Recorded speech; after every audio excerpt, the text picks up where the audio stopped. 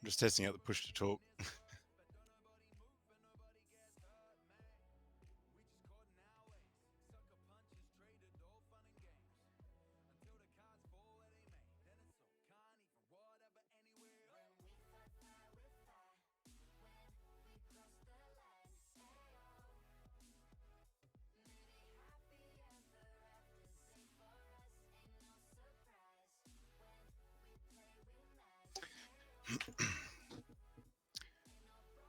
Just wait for a few more people to get here. Normally takes about 5 minutes.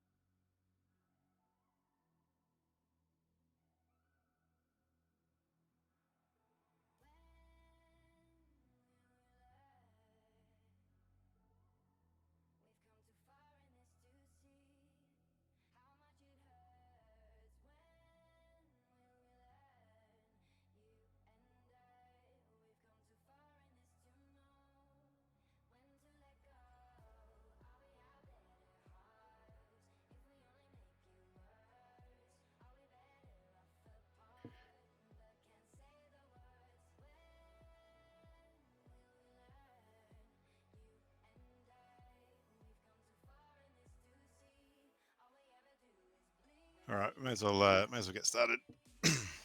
How is everyone? How are you, Sift? How are you, Dave? Oh, Phil's here. Phil? All good.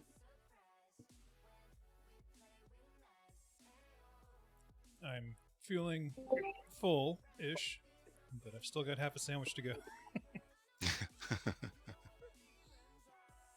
May as well start with Sift. There's a question from Wally. Wally can't be here. Did you want to ask it for him?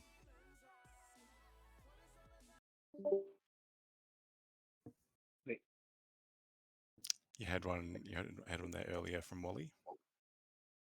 Let me go through it. Sorry, I can't go on Okay. video this time, guys. So, Wally left a question because I think this is his sleeping time. So, from Wally, I had a question. If you could ask for me, please. I want to know if there will be I think this will be emotions in the game, and if so, what will they be like? Would they be NFTs and purchasable in the marketplace with their own rarities, etc.? I think he is asking if there will be like emoticons for the games as well.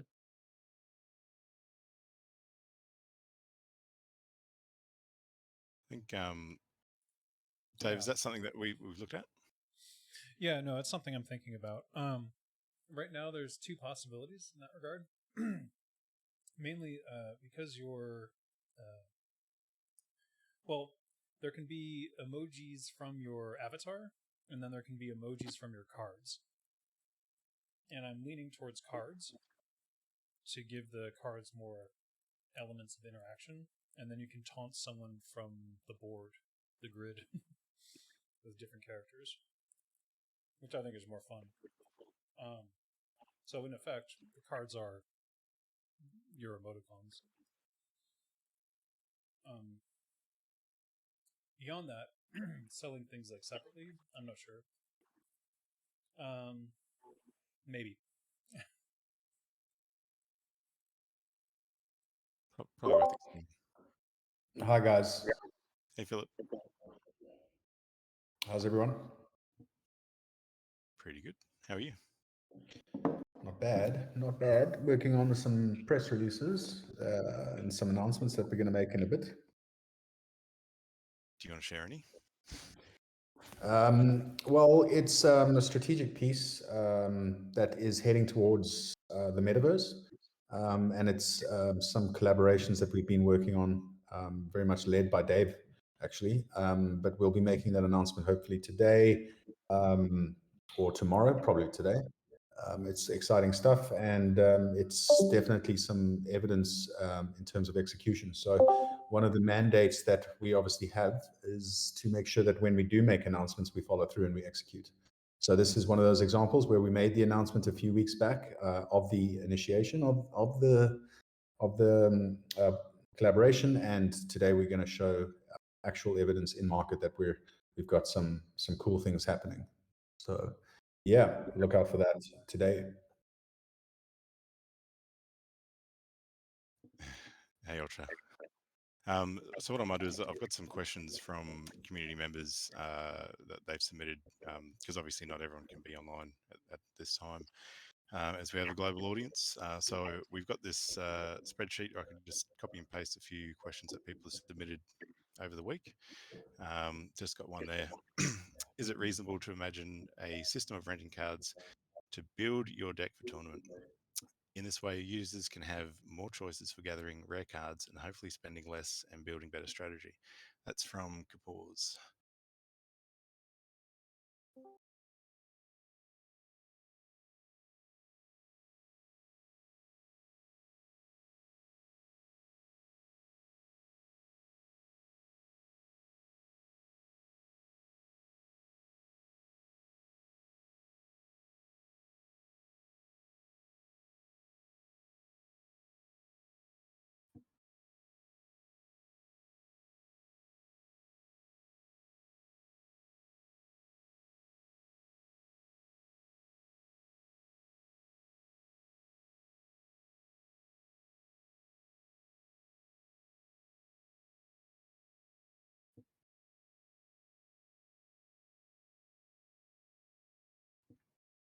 What is the current stage of game development?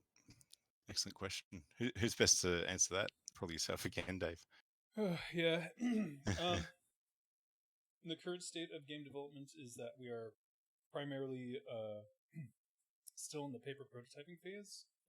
This month will be very fast action in terms of development of the minimum viable product, which means that we will have a playable alpha within 2 months. That's the goal, which is ambitious. In terms of the planning for it, everything's pretty much planned out that we need. And then some elements will take shape as we are discovering what we can and can't do.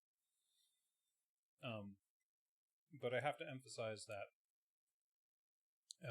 at launch, we will not have all of the things that I've been planning to put into the game. So I want to have a very strong single-player element that won't be there at launch.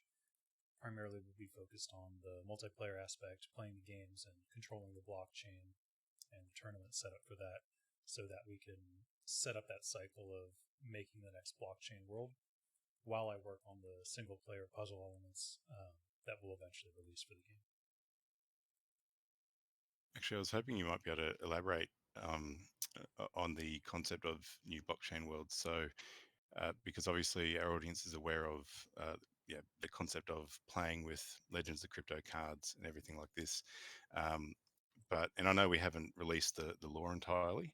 But is there anything you can elaborate on? You know, when we have these partnerships, like with Michael and with the other ones in the pipeline, are you able to shed some light on how that looks with the concept of new blockchain worlds for each? Yeah. So Legends of Crypto is the base metaverse for this universe that we're building.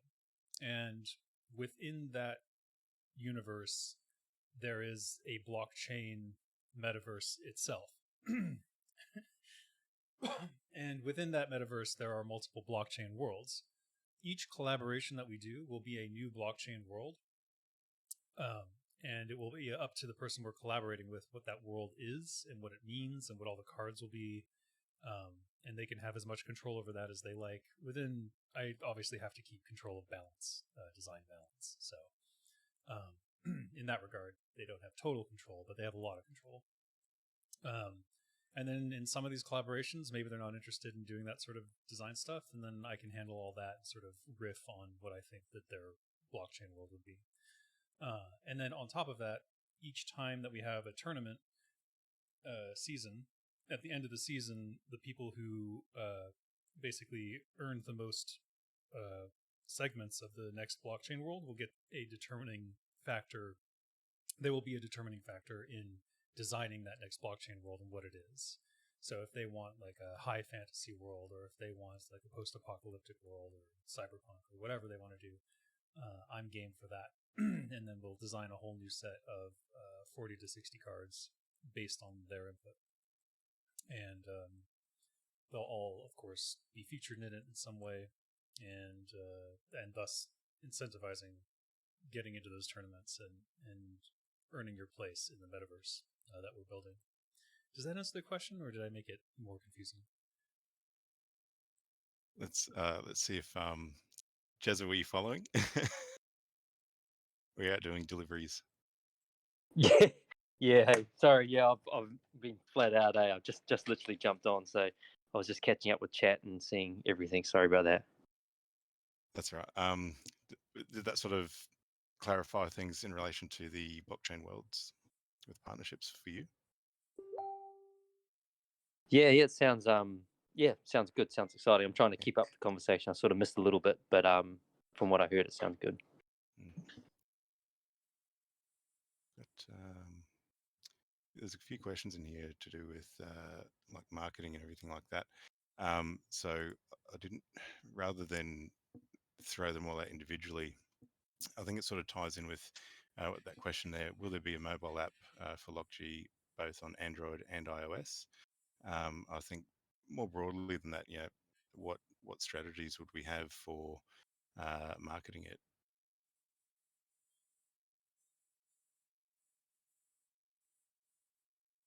Philip, is that something you might have some foresight on? Oh, sorry, man, I was on mute. Yeah, no, I think, I mean, obviously the mobile adoption, or rather mobile first strategy is key, especially when you start talking about strategic markets like Southeast Asia or Asia predominantly, where it's all about the mobile device. We would be looking at a number of initiatives, either from a paid point of view, but geographically targeting these regions. And from an Android, or rather an app install aspect, we would be doing campaigns optimized towards app installs, engagement rates, and all that thing. But it is something that will be fully fleshed out when the actual app is being developed. These type of things are relatively quickly deployed, easily set up on various different ad networks. I mean, we would be looking at, from a paid initiative, we would be looking at networks like DV360, which is one of the largest ad exchanges, display ad networks in the world. It's a Google product. Then we would also be looking at channels like Brave browser. They've got some really cool, innovative ways to target app downloads, and way to obviously fight through the banner blockness, or the banner blindness problem that is currently inside the advertising world. But yeah, it's hopefully that answers your question. I mean, we would be looking at very strategic market rollouts with advertising, press releases, KOL engagement, but there's various different ad networks we would be buying into. Yeah, because obviously we're trying to also hit mainstream adoption. So there's more than just advertising to crypto communities. So it's a bit more complicated than I guess I think most. Well, that's exactly what DV360 would give us. So DV360 being one of the biggest network, you can target multiple different profiles or segments. And we would be building up a repository of our first party data, because we do have one of the largest databases. We've got about over 100,000 people inside the database, and this is technically what we would refer to first party data. The way it works from a technical ad setup is that we would integrate that first party data into the targeting, basically the targeting machines. And then networks like Google would come back and say, well, this is an extended audience that sits or has a similar profile or user behavior that we could be tapping into. And that is basically how you set up extended audiences. Which gives us a very strong positioning, because we have so much first-party data. And in terms of digital marketing, it's all about that. So there's compliance issues on the near horizon. I'm not sure if our audience cares about this, but just in terms of like privacy issues, it's becoming harder and harder to market because people have to, obviously accept cookie information, and that becomes a little bit precarious because, what are you doing with my data? Then you've got examples of like Facebook, where it's not the most ethical platform in the world. They kind of exploit that nature of your user information. So it is getting tougher for a digital market to deploy these type of campaigns, but we do have a very strong advantage or starting point because we've got so much first-party data that's already been opted in. So what we will be doing is basically mining that data to make sure that it's compliant with GDPR regulation, and make sure that we are growing that first-party data initiative over the next few months until the eventual game that gets launched. But then, that gives us at least a huge start advantage in starting when we do have like a database of, say, 200,000 people in our community that we can already start setting up lookalike type initiatives. I'm really glad you're on board because it's out of my league, that's for sure. But we obviously need the data-driven marketing models to go to market. And I think the community are interested in all sorts of things that we have to say, because it's not just about the game. They want to know that we have what it takes to actually deliver long term. So I think it's definitely worth commenting on. There's speaking of the different modes, there's a question: could you include a mode for more advanced or risk-taking players where they can bet an initial amount as a side pot and winner takes it?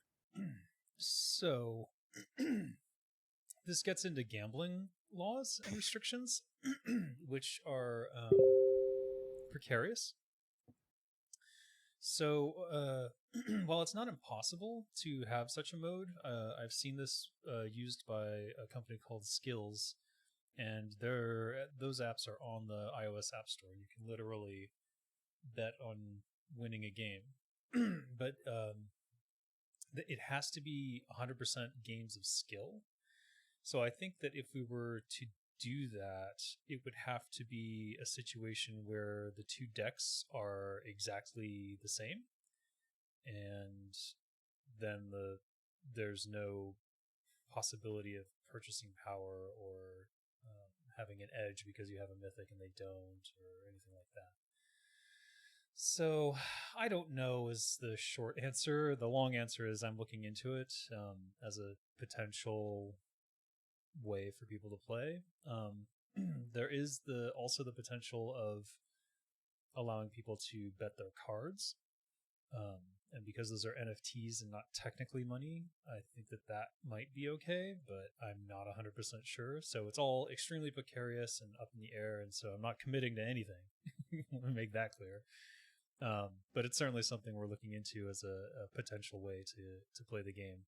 But we also cannot risk losing being in the iOS and Android app stores. And because of the lawsuit with Epic, the Apple App Store is now allowing people to discuss, they're allowing apps to basically indicate to players how they can get money into and out of the game without using the iOS App Store, which is a huge benefit to us given that we're using wallets and MetaMask and things like that. So the potential is there. The risk is high. I'm not sure. Hopefully, but probably not. I guess that's an answer.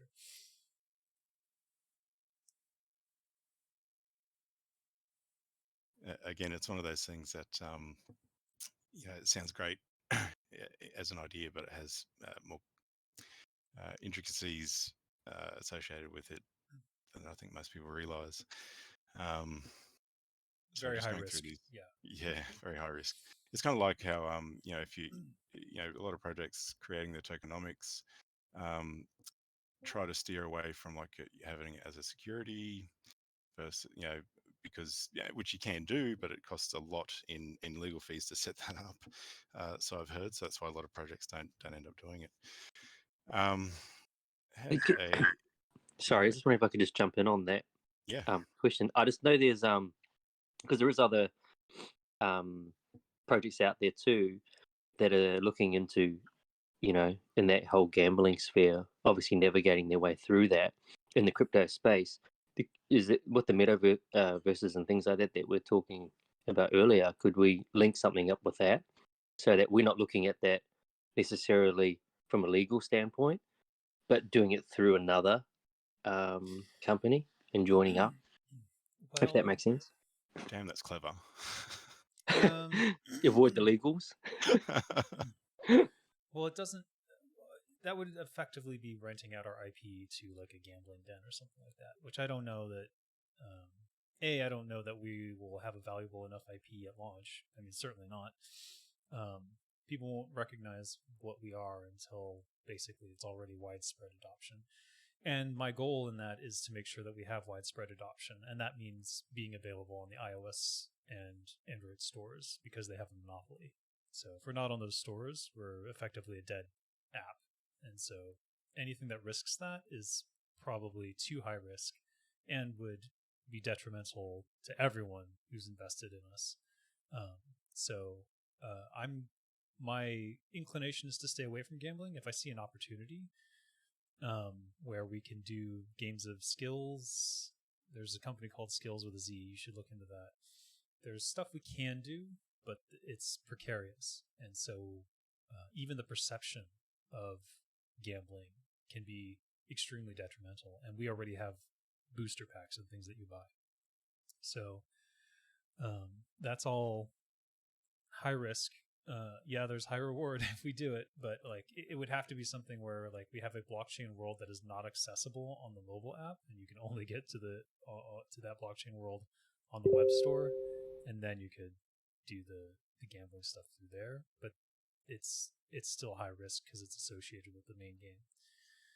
So it would have to be an entirely separate game, I'm pretty sure, if we wanted to have any sort of high risk, high reward gambling, and then that sort of misses the whole point of you have your NFTs and you're playing with them. You know what I mean?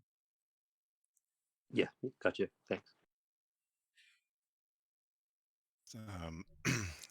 So speaking of selling packs, when the marketplace rolls out, how will the packs be sold?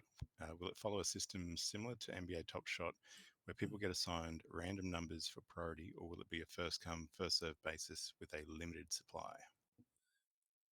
First come, first serve with limited basis.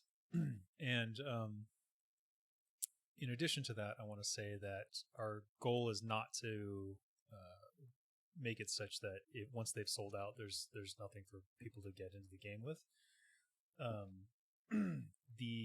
Once the first edition sells out, there will be a second edition printing of the main game. So you don't have to worry about people not being able to get into the game and play with you, because really audience expansion is the number one goal. That said, if you want the prestige or elite cards, the gold or diamond bordered ones, those are limited and will never be reprinted. So if you ever wanted to have a golden deck, you're going to have to grab those fast. I think there's a few people here that have. So on that note as well then, when is the NFT marketplace and game launching? Where's Janet? We'll have to do another. Sorry, you go. Okay. According to the roadmap, the marketplace will be opening sometime in November, and I don't want to be too specific because things always go wrong in game development. So we need to be careful not to rush to get something up in such a way that we end up being detrimental to our image, or causing some problems that people get screwed over by. So while the goal is November, I'm cautious in saying that it might be November, maybe it slips to December, and that's just something that sort of happens when you're doing game development stuff. But Janet is a very good engineer, so I'm pretty confident, and she seems very, very confident that November will be reached, at which point the marketplace will open. Will the game be in a state that it's playable? We'll see. Yeah, and and I've noticed. I mean, I get a lot of questions, or see a lot of questions and statements in like our Telegram group, where people are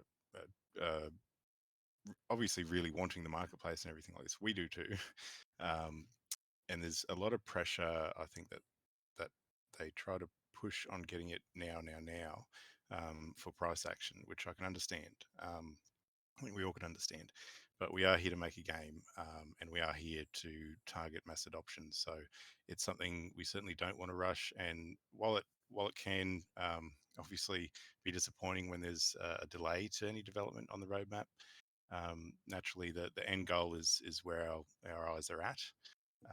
And hopefully community support is there for that as well, because we, like you said, we definitely don't want to rush this. We want it schmick. We want it as good as we can get it for launch. Yeah, I mean, we should see this as a long-term investment. We're not planning to release a game and then move on to the next thing. This game will be supported forever. So you want to make sure that the infrastructure for that is solid, or you will run into problems down the line. So I understand everyone wants to hurry, get it out there, but a rushed game is bad forever, and a good game will always be remembered. I'm sort of quoting Shigeru Miyamoto there. So actually on that, so Fry Spray had a question: will packs be bought with USDC, ETH, or question mark? So, or presumably LOCG. I'm pretty sure that you'll be able to buy them with LOCG. 100% with LOCG. Would be mental not to. And Yeah. with, I mean, I know that with that one we have a partnership with Little Phil, so that 10% of the sales in LOCG goes toward Little Phil charity, or blockchain-based philanthropy platform with, I think, over 100 odd charities on there. So we can certainly include that in our marketplace, but secondhand marketplaces like OpenSea, we wouldn't have that functionality. Philip, are you aware, or David, are you aware if there's any discussions of other payment options? Because somebody had asked as well about, would we take credit cards, for example, with say a Stripe? No. You want to buy our boosters, you want to be first in on a first edition release, you get LOCG and you buy in our marketplace. After that, you open your booster up, they're NFTs, you can do whatever you want with them, sell them on the whatever market you want. But we want people coming into our economy. And for that end, I think LOCG is definitely the currency that you're going to need to use to buy the boosters and everything else when it first comes out. Yeah, but I think also just in saying that we understand that the onboarding and offboarding with fiat to crypto still remains an industry challenge. So when that becomes a immediate need, we will have discussions with payment railways. So we will try and make it as easy as possible for people to get inside and buy and participate in the ecosystem.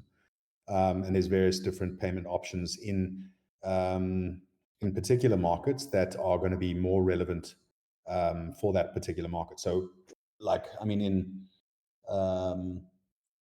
there's going to be that type of nuance that we have to look at when we do look at payment options. It's still a massive challenge for the industry. So, the end goal would hopefully be Binance, because that is one of the easiest ways to get in and out of fiat to crypto. But we will have certain discussions with wallets to be able to make sure that people can participate or purchase over the counter, convert their fiat into crypto, and get involved. So we do want to make it as less as frictionless as possible. And there's certainly things we can do in the back end, so that even if we have the fiat on ramps, there can be processes in the back end that essentially take that money and buy LOCG at market, and it's the LOCG that's still used to pay for the NFT. There's lots of things like that you can do that I'm aware of. So that adds obviously to the buying pressure for those that are interested in the long-term investment side of things. It's not something we have in place or anything, but it's something that we certainly can look at integrating. Yeah, I mean, it's the governance token that is key, but to bring as many people on as possible, we need to know that the traditional banking worlds and the crypto banking worlds are still kind of at friction or competition with each other. So we need to, as an organization, we need to find railways that allow people to get on and off with relative ease. And that is an industry challenge. It's not going to be something that is just push a button and happens. But we're also not the only ones trying to solve this. So it will get better with time. That's unfortunately an industry legacy issue that we need to face. Another question, going forwards, will there be more staking activities? What kind of rewards could they have? I can comment a little bit. We are organising a KuCoin staking pool, so that'll be coming out shortly. We'll obviously announce once we have some notice to give you. With the what kind of rewards could they have? We still have more perks with Michael Carter Williams to give away. So for the initial staking pool with Ferrum, we've only listed, I think, 7 of them, but we have a lot more, including, and Kind's not here again, I sort of snuck it in the Telegram admins chat, including the possibility of a 1v1 game with Michael. So these are things that we are going to be leveraging over time between this staking pool and the launch of the marketplace. But Philip, do you have any other ideas with other staking programs that are coming up? Yeah, we're going to be launching a liquidity pool also. So we're in discussions with, this will be our second, I think, initiative with this particular tech partner. But we're going to be providing liquidity pools with various different APRs. And that should be done in about 2 weeks' time. So we'll go live with that. Obviously, we'll give you guys due heads up to participate. It's slightly a little bit more complicated than just single staking. So you're going to need to understand what impermanent loss is. You're going to need to understand what your GUI or gas complications might be, and also how to load up with wrapped ETH. So it's a slightly more complicated one, but it's pretty cool. And that will be done in about 2 weeks' time. I'm just deleting Jez's evidence. Ooh.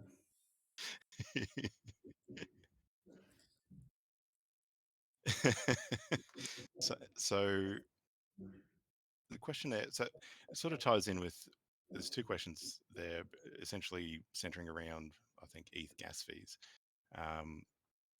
So Attractor's asking, have you considered the Waves blockchain as one of the possible alternatives to Ethereum? And I think we can also, because there's a lot of projects out there that can be possible alternatives, but the level of detail involved with exploring them, and then also the tech skills and talent required to rebuild everything. These are all things that we would need to factor in, obviously. I'm not shy in saying ETH gas fees, just do my head in. And I think most people feel the same.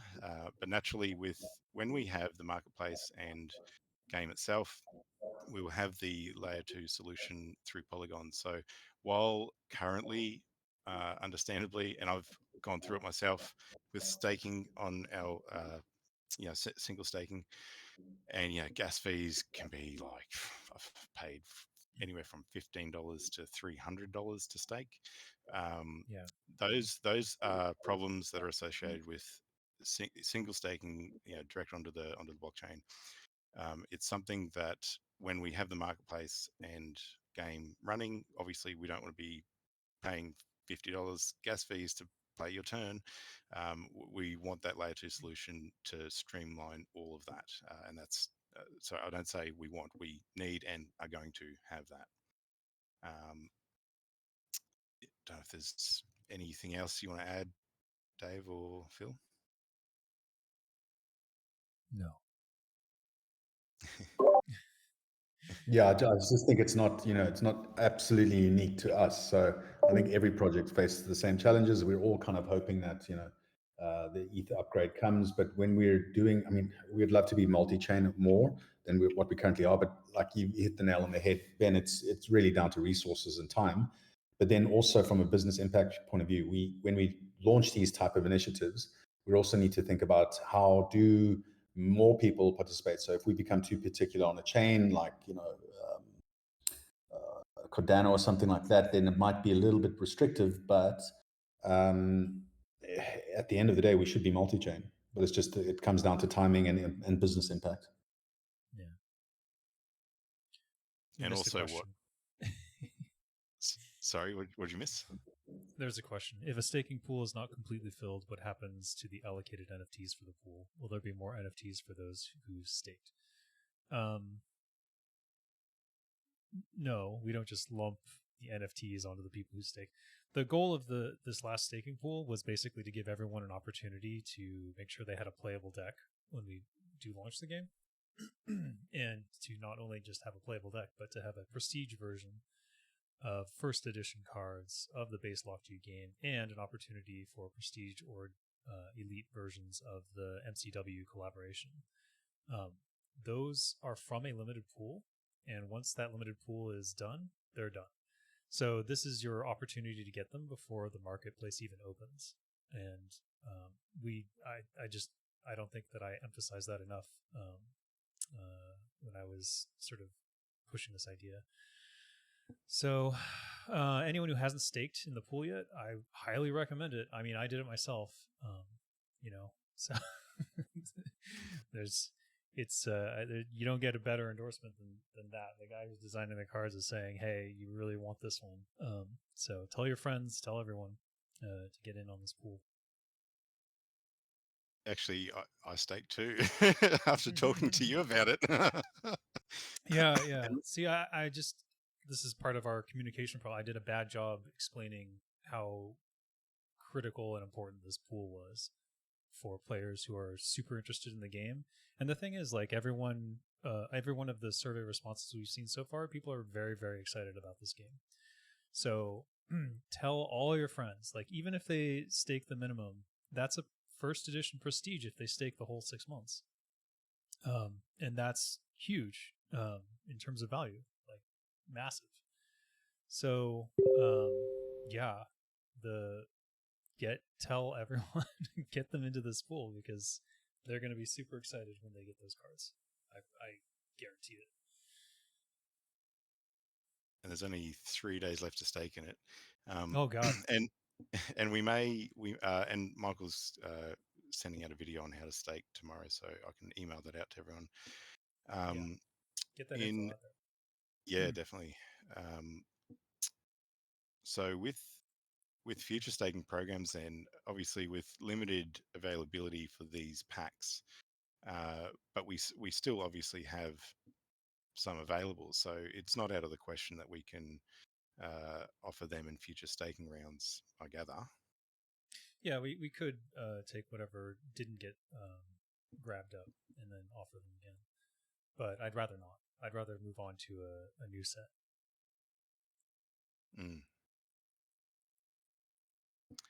So Hubble Franza is asking, what happens if the game releases before the maturity of the staking pool? Will we need to wait until maturity to get the decks, or will there be an early release of the decks to ensure we have the playable decks at launch? It's a great question. It's a very great question. I think it's unlikely.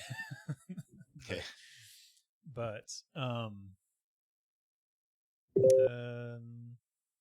unlikely, sure, but at the end of the day, and maybe we can elaborate on this next with costs and everything. But let's say we had 400 odd people staking, and the game was launched, and you're ready to take your NFTs, open them, the works, play the game, everything.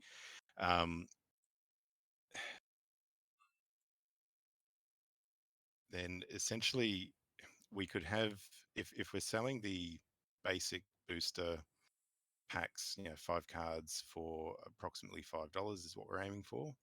I see no reason why we couldn't, as a gesture of good faith, distribute something like that. Or the starter deck, so you can actually start playing. Or maybe it's just in game. There's ways around this. Plenty of ways around it. If it were to happen, we don't think it's going to happen, but should it happen, it's not a problem. We can find ways to make sure that you guys can play. Not a problem at all. I mean, that's what makes the most sense to me, is that we'd give you ghost versions of the cards, and then they would become the real NFTs when everything's ready to go. But yeah, I mean, yeah. So we can probably discuss what we had in mind for marketplace prices when we're actually selling the packs, because I think a lot of people also aren't aware of what the future retail price is going to be. So when they go to stake, they're not sure, is this worth it or not? Right. Did you want to elaborate on that? Yeah, I can elaborate on that. So there will be the regular standard editions. These will have the steel gray borders, and the booster packs. The starter pack, which is a playable deck of 20 cards, will be sold for $20, and the booster packs will be sold for $5. The prestige versions are a limited quantity and will never be reprinted. There will never be a second edition gold. Prestige is the gold border, which has different artwork, and those will be sold at 10 times the price. So a starter pack will be. Did I say 10 times or 100 times? I keep getting this confused. I think it's 100 times. I think you said 10, but you meant 100. I meant 100. I meant 100. So a booster prestige would be $500, and the elite is 600 times. So math. A booster prestige would go for $3,000. So the value you're getting on the staking pool right now is massive. Now these are target numbers, but that's what we'll be selling them at. And because they're such limited quantity, I see no reason that they wouldn't attain those values in the aftermarket. And also I want to point out that the starter pack that you're getting, the Prestige or Elite First Edition, will have a guaranteed legendary. So you get a guaranteed legendary Prestige or Elite, depending on which pool you're in, which is absolutely massive. So if you haven't staked already, stake now. Can we talk on edition numbers? So like how many Prestige packs in this, like for this Genesis edition, how many Prestige packs are there max? Right. So I would have to look it up, and I had sensitive documents, and I'm recording this, so I can't just go through my documents. Okay. But basically there would be let's see, let's do calculator fun. All right, 1 million cards is the goal for the first edition printing. With a rarity of 100, that means there'll be 10,000 prestige cards, and there'll be a roughly less than 2,000 elite. So in terms of boosters, I won't do that math.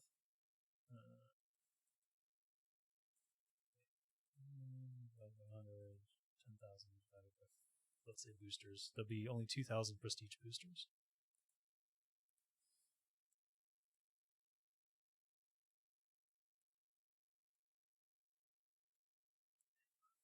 And much less elite.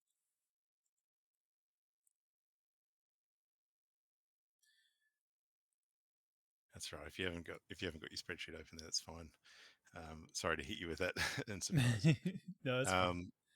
I should have memorized this actually already. I'm sure you have numbers going through your head all day, every day. Yeah, kind of. Now, Jezza posted a question from Fry Spray. No, Fear Spray. I'm not quite sure I fully get it. 5-card booster pack. How many cards are in the total amount during first release?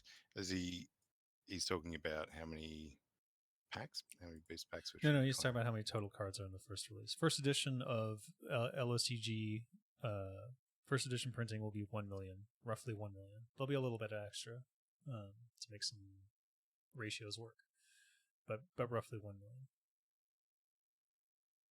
Nice. I think we've got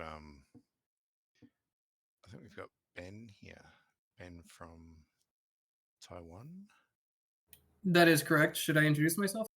Yes, please introduce yourself. Yeah. Sorry, I'm late to the party, everyone. Day jobs do suck. I'm from America. I live in Taiwan. I'm a pitch partner. I'm a Twitch partner, a Twitch partnered streamer, and I've been involved in esports off and on for about 8 years. And so I hope that with my presence at LOCG, at Legends of Crypto Game, I'll be able to get us more exposure on Twitch, as well as the region that I represent right now, which would be Taiwan's marketplace. Perfect. Yeah. So Ben's just joined us. Had the pleasure of interviewing him a couple of weeks back. Great guy, very switched on, sharp-minded person. As you mentioned, was it Twitch partnered streamer? Is that the correct term? It basically means that I've got the blue check mark equivalent on Twitch, which means I've got a purple check mark.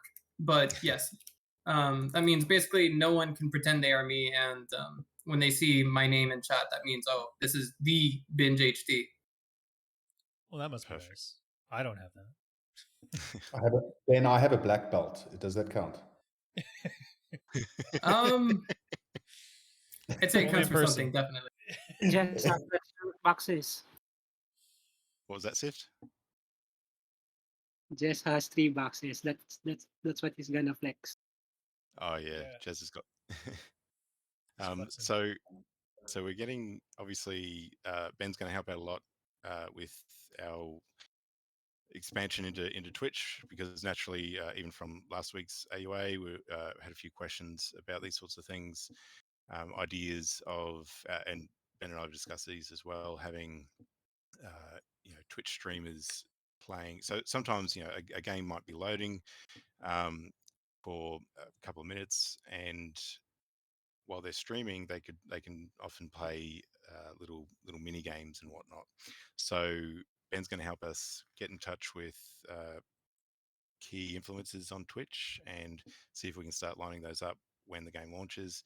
But obviously, between now and then, there's plenty of marketing activities we can engage with on Twitch, and that's something I'm really looking forward to exploring. So welcome aboard, Ben. Thank you very much. Just got probably 12 minutes, I think, left. Anyone else have any other questions, or if mods, if you wanted to unmute your mics, you can ask questions directly if you prefer. I have a question regarding the game. Freeze has always been a concern, so I'd like to know if the game will be off-chain or will it be on-chain? I believe it's So- on chain. I'm not 100% sure. Yeah, this is where we need Janet's tech expertise, because Yeah. essentially what you're referring to is the layer 2 solution.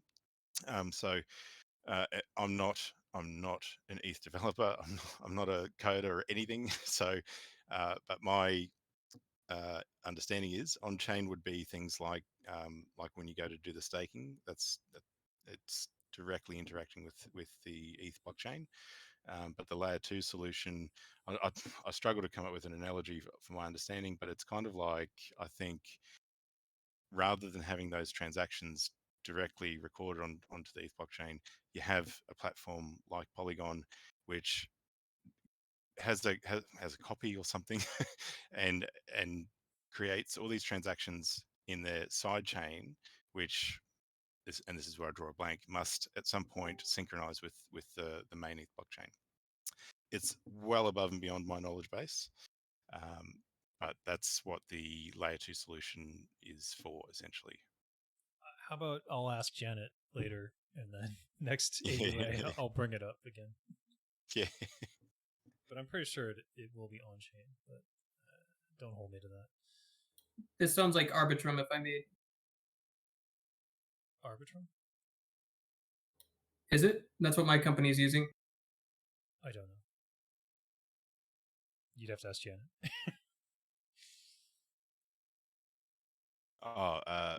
Beer Spray said worded it wrong. What I think what he means was he's curious about how many different cards there were. So in the booster pack, if we've got you get 5 cards. What's the range of cards to choose from? Oh, there's 60 cards in the LOCG base meta world currently. But I only won't rule out that I might expand it again, depending on how the next playtest goes. By the way, Paper Prototype 4 is coming soon. Yeah, and once you have all that, I'm going to absolutely get that uploaded onto Tabletop Simulator. For those that don't know, our community ambassadors at this stage only. I've created a Tabletop Simulator version of the paper version of the LOCG card game, if that makes sense. So Tabletop Simulator in Steam, it's literally a simulation of a tabletop, and you can create your cards and shuffle them and deal them out and play the game. So I've rigged up a little, version that we can play online to test these mechanics. So really looking forward to 4.0. I can throw that up on there and get our ambassadors playing it and giving feedback. Yeah, that feedback is invaluable to me. And once we've gotten it from our ambassadors, and once you're happy with it, Dave, we can open that invitation more broadly, if we wanted to. If we were going to do that, though, be warned that Tabletop Simulator, I think last I checked, was about $28 Australian. Yeah, it sucks because it was like on sale for $10, and that was like the perfect time. That's when we started that thing. Yeah, hopefully it goes on sale again. But either way, it's only placeholder. It's not the actual game. It's just for us to be able to test the mechanics, playability of it. Play a few games through and see if certain gameplay mechanics are working as they should. It'll be thrown away in no time. So I'm not suggesting everyone go and download Tabletop Simulator, because by the time we have paper version 6.0 or what have you, the game's probably well and truly underway. Well, I mean, actually, if you've ever aspired to make your own board game or something, I do recommend getting Tabletop Simulator. It's actually really good. That's a very good point. For something that, like, when I looked at it to begin with, I'm like, someone went to all the trouble of creating a simulator for a tabletop. It's kind of like that, that goat simulator game. Yeah. And you're just like, really? But then I downloaded it and started playing around with it. It's actually really, really clever. It is. And it's super convenient. It has that goat simulator vibe, but it's actually extremely useful. Though, I mean, you can't upend the table anytime you want. Sif's had a question there about the Miami packs having an accompanying NFT pack as well. Maybe. We certainly know that we have a list of the promo codes on those Bitcoin Miami conference packs, and I do want to use those codes again in the future for various things. But whether they're NFT packs, maybe. But I think we'll probably be focusing more on the partnerships that we have coming out over the coming 6 months or so. When are we expecting the updated? Oh, sorry, go. I was just going to say, any collaboration should result in cards for the game. Yeah. That's the goal. Sif was asking, when are we expecting the updated website? Philip, you might have some insight on that one. Not really. Well, no, we're in the process of obviously working with a few shortlisted agencies to help revamp a complete overhaul. These things, much like the game itself, shouldn't be rushed. We are going to start making incremental changes to the current website, which is So actually, this was something that was brought up last week. We're currently recruiting for graphic designers, and basically, if we've got a list of candidates already, but if anyone's listening to this and part of the community and want to really get stuck there, stick their teeth into working with us, send on your CVs, because we're scaling up our graphic and art departments, and part of that is going to be UX, UI, and website development. So if anyone out there is listening and keen to join the team, send us your CVs and you will be considered with great enthusiasm. But to answer your question, Ben, we're shortlisting now a bunch of agencies. The idea would be to move these responsibilities in-house, which is why we're recruiting. But in the interim, we will make some superficial changes to the current LOCG website. Yeah, definitely. It's something, Sif, that we all know we want to revamp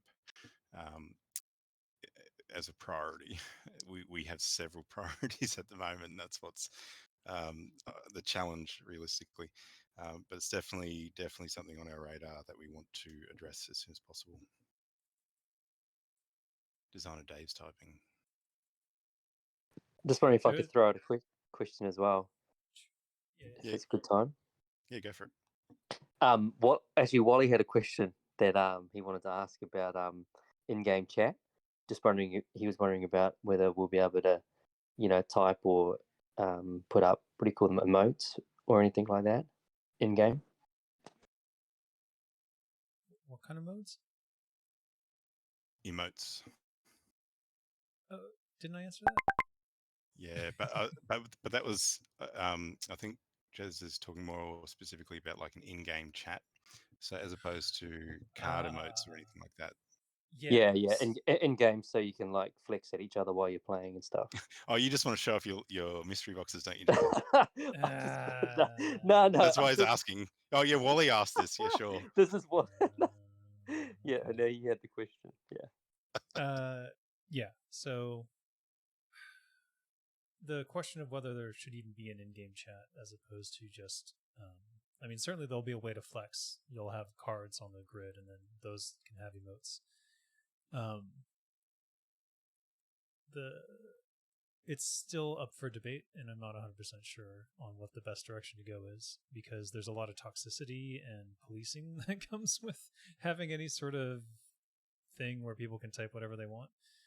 On the other hand, it does really help with creating a community, and if you can also put systems in place to make sure that that community is cooperative and helpful, as opposed to spamming negative emotes at each other, then you can then the game will grow very quickly. So I don't know. I'm still debating what to do with that and thinking about how that would go. In terms of emotes within the gameplay, yeah, there will be ways to taunt your opponent, but in a non-hostile way. I just noticed that this had to have been you, Jezza. Did you create a whole bunch of emojis of your lockboxes? no, Nifty did it for me. Oh my god! Good job, Nifty. Look at the names. What are they? That one says copy of lockboxes. Jezza Nitro, Jezza Nitro V2 lockboxes. Oh, lovely. That's amazing. I guess we're kind of out of time. Did anyone have any last questions they wanted to throw up? Now's your chance. Going once, going twice, 3 times. That's it. Cool. Well, thank you guys for coming, and thanks Dave, thanks Philip, thanks Ben for joining and contributing, and thanks to all our community for showing up and asking us questions. I hope we've answered them to your satisfaction, and we'll continue to do this every week. So if you have any questions, that if you can't make it, I'll throw around the Google form for you to submit them for next time. So Great. Thank you. until then, thanks, guys. Cheers, guys. Have a good week. Cheers. Thanks, everyone.